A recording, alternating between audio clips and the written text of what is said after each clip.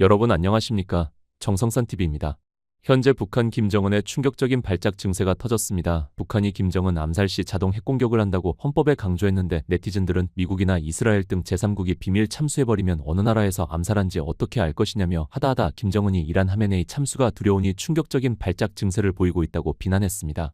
옛 트위터 X에서도 다급한 김정은 핵공격 발작쇼, 미국 다음 타켓은 중국 시진핑이나 김정은 만내 등 비난 글들이 이어지고 있습니다. 이에 외신들도 긴급 보도를 쏟아내고 있습니다. 또한 지금 로봇계 김정은까지 등장했습니다. 북한이 최근 최고인민회의를 통해 헌법을 개정하면서 김정은 암살 시 자동 핵 공격을 개시한다는 충격적인 조항을 포함시켰습니다. 영국 텔레그래프 긴급 보도에 따르면 이번 조치는 최근 이란 지도부가 정밀 타격으로 제거된 사례에 큰 충격을 받은 김정은의 암살 공포가 반영된 결과라고 보도했습니다. 북한의 개정된 핵정책법 제3조는 지휘체계가 위험에 처할 경우 핵 타격을 자동적이며 즉각적으로 실행하도록 규정하고 있습니다. 선대의 통일 위험마저 삭제하고 두 국가 노선을 선포하며 사실상 자폭형 억제 전략을 선택한 북한을 미국은 어떤 식으로 관리해 나갈까요? 김정은 참수 시 북한 자동 핵공격 조항은 그가 현재 최대 위기를 느낀 나머지 발악하는 모습이라고 텔레그래프는 긴급 보도했습니다. 또한 텔레그래프는 이번 변화가 최근 분쟁 중 이란 최고 지도자 알리 하메네이와 다른 고위 관리들이 살해된 후 고조된 국제적 긴장 속에서 이뤄졌다고 보도했습니다. 하메네이는 올해 초 미국과 이스라엘의 합동 군사작전의 일환으로 테헤란에서 발생한 이스라엘의 공습으로 사망했습니다. 북한 최고인민회의가 3월 22일 평양에서 개막한 가운데 이번 헌법 개정안이 승인됐다고 텔레그래프는 전했습니다. 긴급보도에 따르면 한국국가정보원은 이번 주 정부 고위 관계자들에게 관련 최신 정보를 브리핑했습니다. 개정된 정책은 북한 지도부가 무력화되거나 사망할 경우 취할 보복 조치 절차를 명시하고 있습니다. 만약 적대 세력의 공격으로 국가의 핵전력 지휘통제 체계가 위험에 처할 경우 핵 공격은 자동으로 즉시 개시되어야 한다고 개정된 조항은 명시하고 있다. NMP 뉴스는 앞서 북한이 헌법을 개정하여 자국 영토를 남한과 접경 지역으로 규정하고 통일 관련 조항을 삭제했다고 보도하면서 이는 핵무기를 남한을 향해 사용할 수 있음을 시사하는 것이라고 해설한 바 있습니다. 지난달 김정은은 한국을 가장 적대적인 국가라고 규정하고 강경한 입장을 유지하는 한편 북한의 핵능력을 더욱 강화하겠다고 공언했습니다. 김정은은 또한 미국을 국가 테러리즘과 침략으로 비난하며 국제적 긴장이 고조되는 가운데 북한이 워싱턴에 대항하는 데 더욱 적극적인 역할을 할 수 있음을 시사했다고 폭스뉴스는 전했습니다. 지난 2월 초 마크 레비는 폭스뉴스에서 이란이 중동에 북한처럼 되어가고 있다고 생각한다면서 이란의 독재 정권이 가지는 문제점을 지적하면서 이같이 말했습니다. 그들은 주저없이 핵탄두를 탑재한 대륙간 탄도미사일을 우리 도시에 발사할 것이다라고 말했습니다. 이란 독재 정권이 그럴 수 있다는 말은 북한도 그럴 수 있다는 의미로 재해석되고 있다. 폭스뉴스는 북한 헌법 개정 소식을 전하면서 마크 레빈의 석 달 전 방송을 함께 게재했습니다. I think Iran is turning into North Korea. The North Korea of the Middle East, and this is a huge problem. Huge problem. Now, what do I mean by that? It exists for the sole purpose of funding the regime. It's a police state that uses police forces, internal security, and its military to stay in power and to control its people.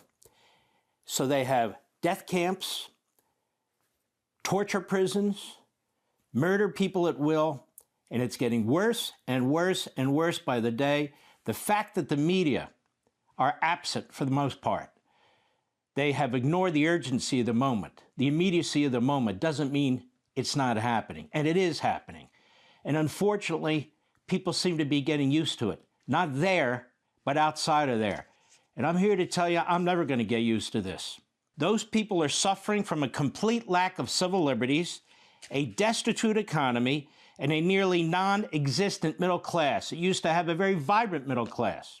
Not anymore. The regime controls all aspects of the culture, communication, even whether the lights are turned off or on throughout the country, just like North Korea. And it is turning into a countrywide concentration camp, just like North Korea. Now, if we don't act, and by that I mean not diplomacy, but decisively, quickly, and overwhelmingly, with our military, against the top of the regime, Khomeini and his cohorts in that circle, Iran will in fact build nuclear weapons, as North Korea has, despite dozens of agreements over the decades with Republican and Democrat presidents in which they pledged not to. And to be crystal clear, any regime that is willing to slaughter its own people by tens of thousands, as Iran is doing, And they would kill 250,000 if they have to, or 1 million of their people if they have to. They will not hesitate to launch ICBMs with nuclear warheads against our cities. And they are on the brink of perfecting that technology, which I'll get to in a moment. It's time that we understand in the West the mindset of the Islamists. It is a different mindset. It is a culture of death. Their intentions, and they repeat them openly, to take us out, to take out the West. That's why they exist, for their own power and to exercise that power and project it to destroy the West. They believe it's Allah's calling. They believe they're required to do it. Iran is weaker now than ever, and it will never be this weak again. Never. The opportunity to protect our own domestic national security interests, our own cities, our own way of life, to eliminate an enemy that is providing support to dangerous adversaries with imperial intentions, Russia, drones, China, oil, and so forth, and crucially, to stop the mass genocide of the Iranian people, who are a good people, who are an educated people, who are a Western people, who will be our friends and allies, who simply want freedom. If we don't do this right now, it's not going to get done. This is peace through strength. Now, I want to remind you that when North Korea, decades ago, was trying to build nuclear weapons, one president after another, one secretary of state after another, one envoy after another, the UN, security councils, general assemblies, year after year after year, they made deals with North Korea. They gave North Korea money. They threatened North Korea. I wrote down the timeline for North Korea getting nuclear weapons. 1985, 1991, 1992, all negotiations with us, with Europe, with the UN, with all kinds of individuals and organizations. But we were intimately involved. 1994, 1995, 1999, desperately seeking a deal. And we got deals. And they broke them each and every time. 2000, 2001, 2002, 2003, 2005, 2006, agreement after agreement, deal after deal, money sent to them. Appeasing is what it was. In October 2006, their first nuclear weapon tested successfully. Then we keep negotiating with them to control what they've created. 2007, 2008, 2009, 2010, negotiations, deals, sub-deals, counter-deals, 2011, 2012, 2013, 2016, that whole period, negotiations stalled. 2017, now they have a hydrogen bomb. A hydrogen bomb. Nuclear, now hydrogen. 2019, North Korea ends all negotiations with all countries and all entities related to its hydrogen bombs and its nuclear weapons, which it got through deals, through arrangements, through subsidies, through appeasement. 2022, they ramped up their missile tests. 2026, they have estimated 50 nuclear and hydrogen missiles, and they add 6 to 7 every single year. And now they're helping the Iranians, as are the communist Chinese. So you have a limited period here. And Iran right now is on its back. It's weaker than it's ever been. And recent reports indicate their economy has reached a state of near total collapse right now. Now, what do I mean by that? Currency collapse. The Iranian rial has plummeted to historic lows. Historic lows. 1.1 million rials to $1 US. You know, that's where you're pushing around paper money in wheelbarrows. Remember those black and white movies of the Weimar Republic? In late 2025, it was losing value so rapidly that shop owners were unable to set stable prices. Hyperinflation. Inflation rate overall is 43% right now. Food prices have surged at an annual rate of 72%. Basic staples like bread have seen price increases of over 113%. Meat has become a luxury item, unaffordable for tens of millions of people there, of the 90 million population. 1 in 5 young people is unemployed. Official reports suggest 57% of Iranians are suffering from some level of malnutrition. This was a society and a culture that was vigorous, that was vibrant. Not anymore. The economy shrank 2.8%. Unemployment rate overall is 41%. The banking sector is in crisis. A major bank recently collapsed under bad loans to regime cronies, and ATMs have frequently gone offline. Severe energy and water crises cause daily nationwide power outages for 3 to 4 hours. There's a chronic water shortage. Intense sanctions from the U.S. and Europe, alongside the aftermath of Israel's 12-day war with Iran, crippled oil exports and nuclear infrastructure, but they're rebuilding at a breakneck speed. Now, what should we do about this? We can negotiate like we did with North Korea for 30 years. Where does it get us? Look, folks, the foreign minister of Iran said, yeah, you knocked out our nuclear sites, but you can't knock out our knowledge, and we're going to build our nuclear weapons. And so maybe they'll make an agreement and say, no, we won't, but they will. Maybe they'll sign an agreement and say, okay, no more ballistic missiles, but they will. They're terrorists. It's an Islamist terrorist regime. They don't care about human life of their own people. Why are they going to care about a piece of paper? Oh, yeah, we signed a piece of paper with the West. Well, what does that mean? It means nothing. Nothing. It's a great piece in the Chicago Council on Global Affairs by Saeed Golkar.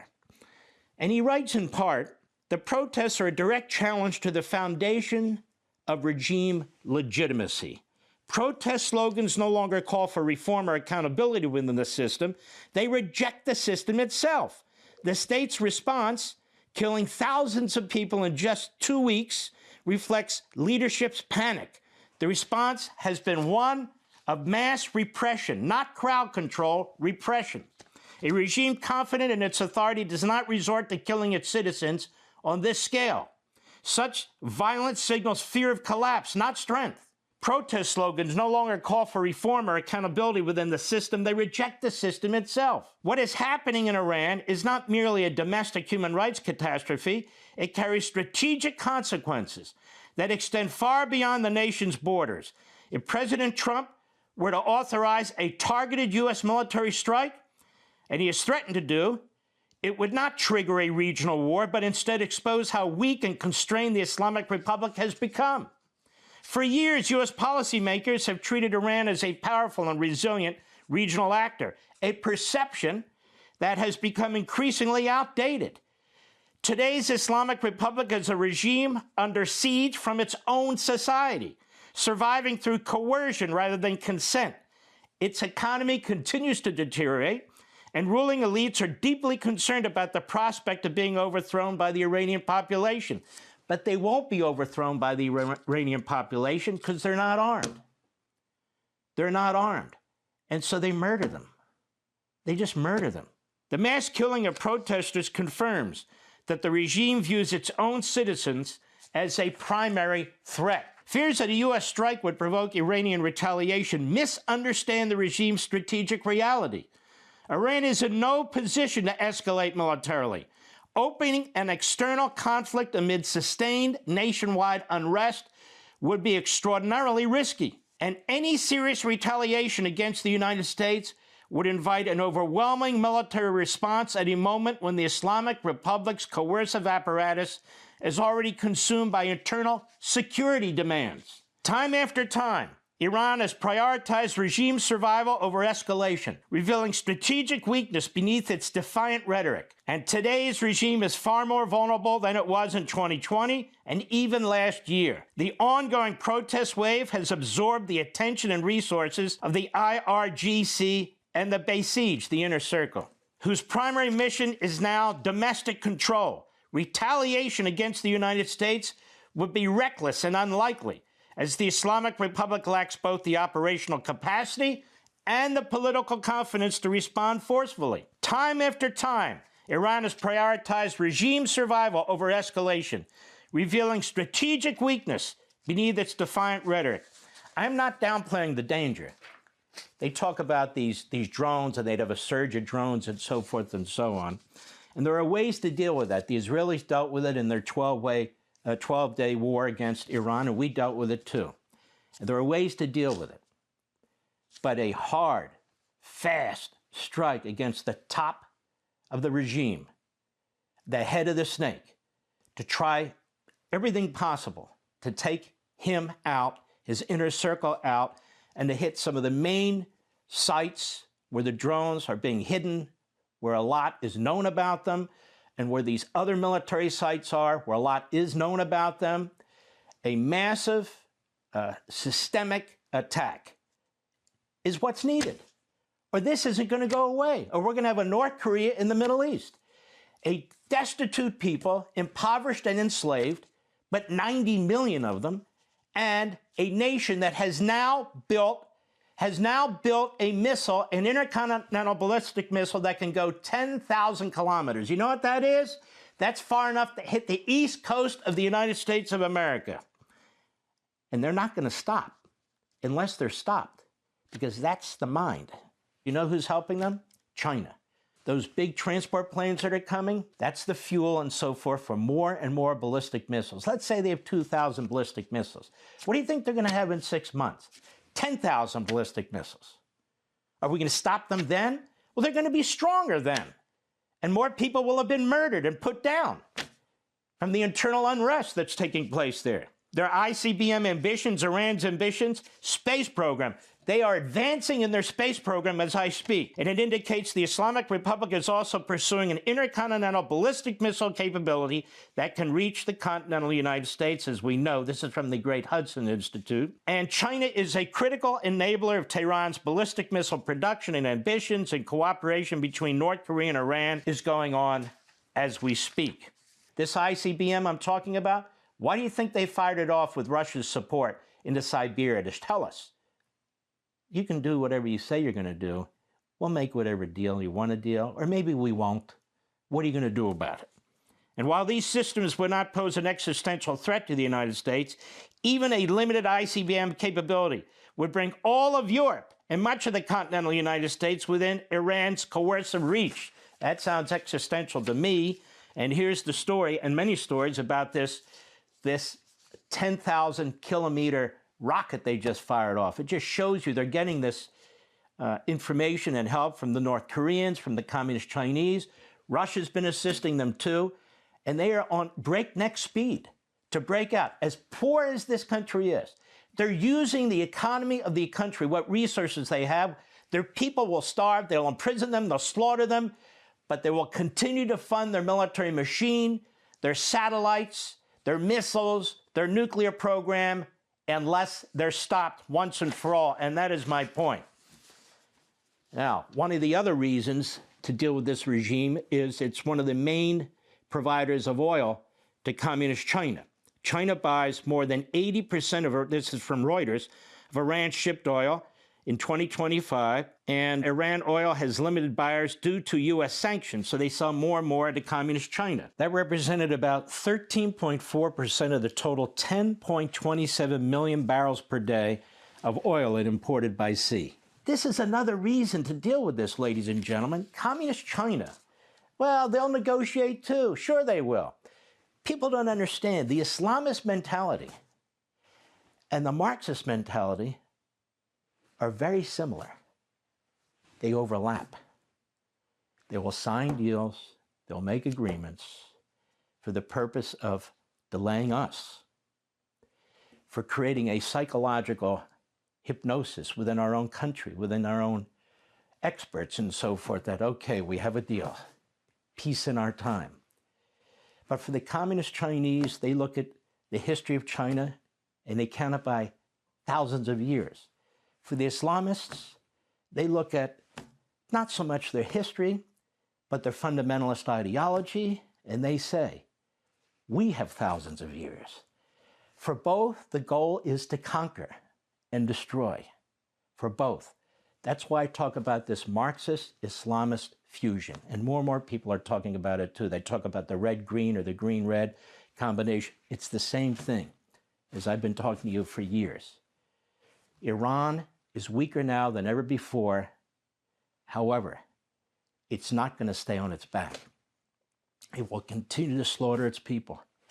And from a humane point of view, what do we believe in as Americans? What do we believe in? Individual liberty. We believe in freedom. We believe in life. We cannot interfere all over the world. That would be insane. We don't have the resources. We don't have the capabilities. For instance, we can't help the Uyghurs in communist China. But when a situation exists where we can do something, in addition to everything else I just discussed, shouldn't we do it? Shouldn't we put an end to such an evil regime, evil in every respect, that wants to kill you and me, is slaughtering its own people, is using all its resources to build weapons to destroy us and Europe and people who don't agree with them? If not now, when? 미국의 보수주의를 대표하는 보도채널 폭스뉴스는 이렇게 보도했습니다. 북한은 김정은이 암살당할 경우 보복 핵공격을 요구하도록 헌법을 개정했다고 보도되었습니다. 텔레그래프는 최근 분쟁 중 이란 최고 지도자 알리 하메네이와 다른 관리들이 사망한 이후 전 세계적 긴장이 고조된 가운데 이번 변화가 이루어졌다고 보도했습니다. 하메네이는 올해 초 미 이스라엘 공동군 작전의 일환으로 테헤란에서 이스라엘 공습으로 사망했다고 폭스뉴스 디지털이 이전에 보도했습니다. 이 헌법 개정안은 3월 22일 평양에서 개회된 북한 최고인민회의 회의에서 승인되었다고 매체는 전했습니다. 보고서에 따르면 한국 국가정보원은 이번 주 고위정부 관계자들에게 이 업데이트를 브리핑했습니다. 개정된 정책은 북한 지도부가 무력화되거나 사망했을 때 보복 조치를 위한 절차를 규정하고 있습니다.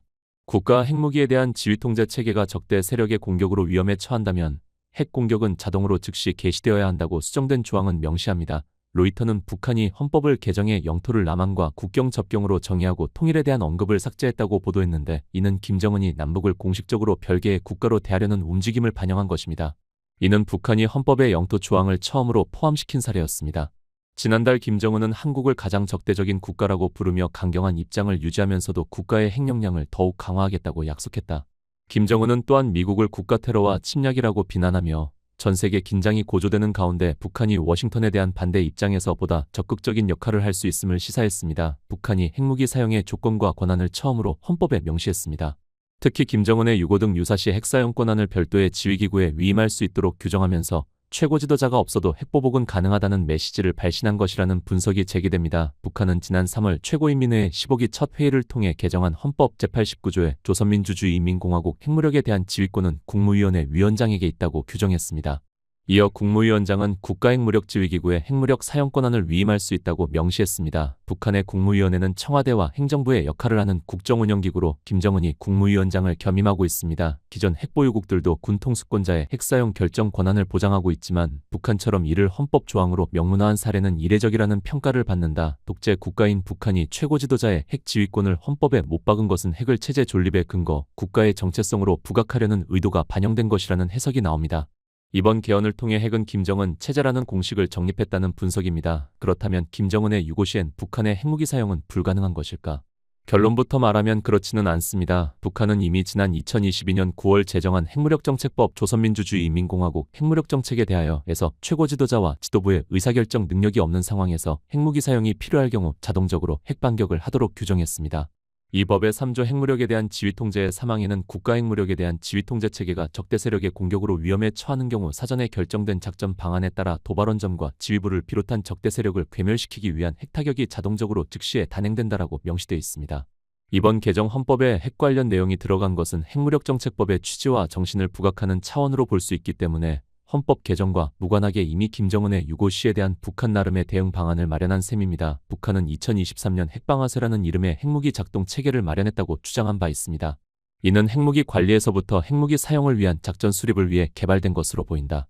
핵무기 사용을 위한 경보 발령 단계부터 지도부의 논의 김정은의 명령하달 핵무기 발사를 위한 각 상황별 판단 기준과 전 과정을 체계화한 시스템으로 추정된다. 핵무력정책법에는 국무위원장이 임명하는 이들로 구성된 핵무력지휘기구가 핵무기 사용을 위한 모든 과정을 보좌한다고 돼 있는데, 이는 유사시 핵무력지휘기구가 김정은 대신 핵무기 사용 명령을 하다라는 주체가 될 것임을 시사합니다.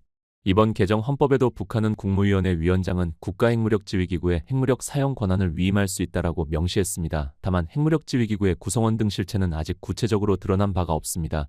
이 같은 북한의 핵무기 사용 조건 및 권한 설정은 이른바 참수작전 등 북한의 최고 지도부를 겨냥한 암살 작전이 단행돼도 핵반격이 가능하다는 점을 부각해 외부의 위협에 대한 억제력을 확보하겠다는 구상으로 보인다. 김정은이 사망해도 핵무기는 작동한다는 메시지를 통해 선제 공격을 막겠다는 의도가 깔려 있다는 것이다. 이는 트럼프 행정부와 이란의 갈등을 보면서 얻은 반면교사일 수도 있다. 실제 트럼프 대통령은 집권 1기 때와 달리 2기 때는 이란의 핵시설을 타격하고 알리 호세인 하메네이와 지도부 상당수를 제거하는 강수를 두며 이란의 괴멸을 시도하기도 했습니다. 다만 실제 김정은이 사망하는 등의 상황이 되면 북한의 핵반격 시스템이 정상적으로 가동될지는 미지수입니다. 북한 지도부에 대한 참수작전이 단행될 경우 김정은뿐만이 아니라 광범위한 북한 지도부의 의사결정 능력을 무력화하는 방안이 동원될 것이기 때문이다. 이미 한미의 감시망이 북한의 핵 및 미사일 시설 대부분을 감시하고 있다는 이야기도 있습니다. 북한도 이를 의식해 국가핵무력지휘기구의 구성원 등을 철저히 비밀에 붙이고 있는 것이라는 분석도 있습니다. 유사시 반격의 최후의 보루가 국가핵무력지휘기구일 수도 있다는 점에서입니다. 전문가들은 북한이 핵무기 사용 권한을 김정은에게 극단적으로 집중시키면서도 동시에 김정은 없이 핵사용이 가능하다는 논리를 도입한 것은 모순되는 측면이 있다고 지적하기도 합니다. 신승기 한국국방연구원 연구위원은 김정은 유고 시에도 핵보복이 가능하다는 인식을 심어 한미의 참수작전을 억제하려는 목적이 크다며 급박한 유사시 핵통제권에 대한 공백을 막기 위한 내부 관리 차원의 고민도 반영된 것으로 보인다라고 말했습니다. 박원곤 이화여대 북한학과 교수는 북한은 김정은 유고 상황에서도 핵전쟁이 가능하다는 공포를 심으려 하지만 실제 핵사용 결정은 쉽지 않을 것이라며 핵무기를 사용하는 순간 북한 체제 역시 치명적 보복에 직면하기 때문이라고 말했습니다.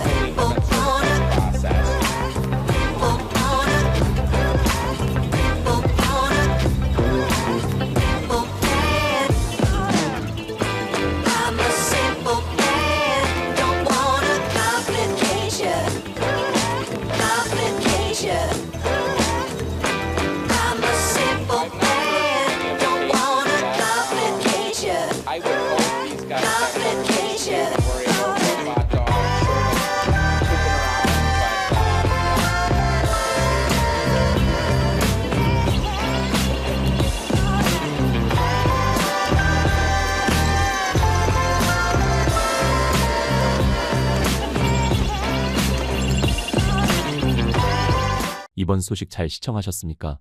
정성산TV는 2024년 9월 28일 유튜브 수익 정지되었다가 14개월 후 작년 2025년 11월 8일 수익 창출이 허락되었습니다. 정성산TV는 현 광고료 월 수익이 매우 적습니다. 이해 간절히 부탁드립니다. 드디어 정성산TV 스토어가 오픈되었습니다. 모든 제품들은 정성산 감독께서 직접 상품성을 확인한 제품입니다. 여러분들이 애용해 주시면 방송 제작에 큰 도움이 됩니다. 많은 애용을 간절히 바랍니다. 다음 시간에 뵙겠습니다. 멸공. 정성산TV 좋아요, 구독, 알림은 큰 힘이 됩니다. 후원해주시는 모든 분들께 가열차게 멸공.